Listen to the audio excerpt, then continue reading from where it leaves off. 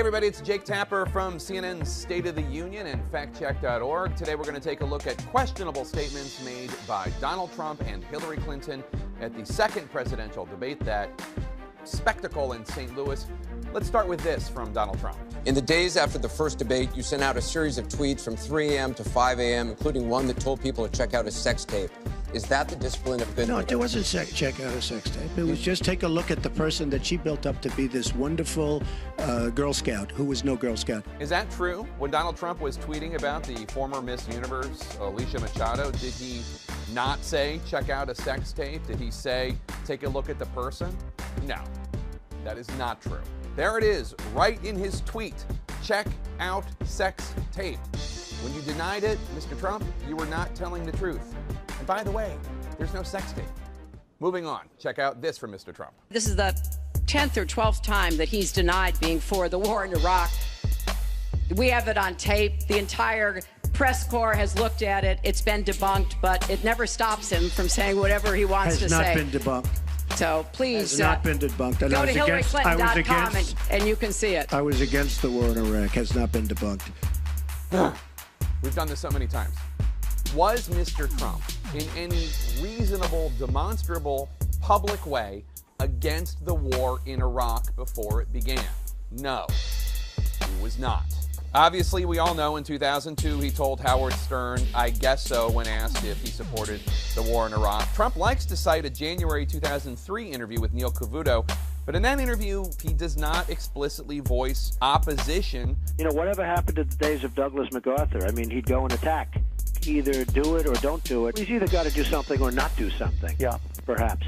Because perhaps he shouldn't be doing it yet. And perhaps we should be waiting for the United Nations. So, once again, Mr. Trump's claim is wrong. There is no public evidence of him opposing the war in Iraq before the war in Iraq began. Okay, check out this one from Donald Trump having to do with taxes. She is raising everybody's taxes massively. Is that true? Is Hillary Clinton proposing raising everybody's taxes massively?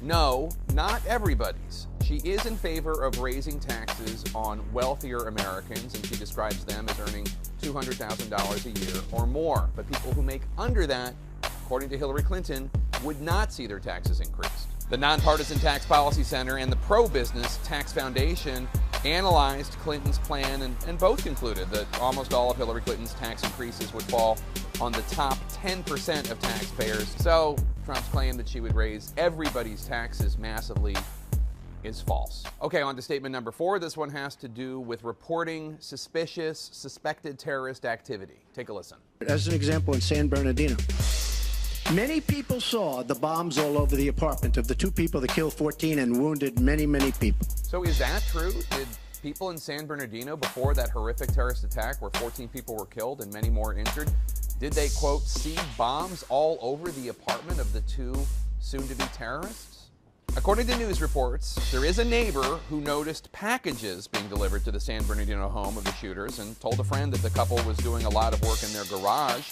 That friend said the neighbor did not want to racially profile the couple, so she did not report it. There's another worker in the neighborhood who reported seeing well-dressed Middle Eastern men walking from the house to lunch several times, which the worker said he thought was unusual, but also did not report. But in neither of those cases did either of those individuals report seeing bombs all over the apartment of the San Bernardino soon-to-be terrorists. Here's another statement from Mr. Trump. It's about health care. But she wants to go to single payer, which means the government basically rules everything. Hillary Clinton has been after this for years. Is that true? Does Hillary Clinton want to go to a single-payer Medicare-style healthcare program for every American? Has she been after this for years? No, it's not true. Back in the 1990s, Hillary Clinton praised the efficiency of single-payer healthcare systems, but she didn't pursue or propose adopting such a system then, and she is not pursuing or proposing adopting a single-payer system now. Clinton was asked about single-payer healthcare during the CBS News Democratic debate last year. Take a listen.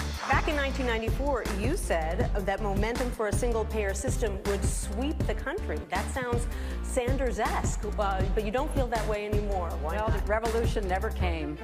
I waited. suited, and I got the scars to show for it. We now have this great accomplishment known as the Affordable Care Act, and I don't think we should have to be defending it among Democrats. We ought to be working to improve it and prevent Republicans from both undermining it and even repealing it. So does Hillary Clinton want a single-payer health care plan, as Donald Trump suggests?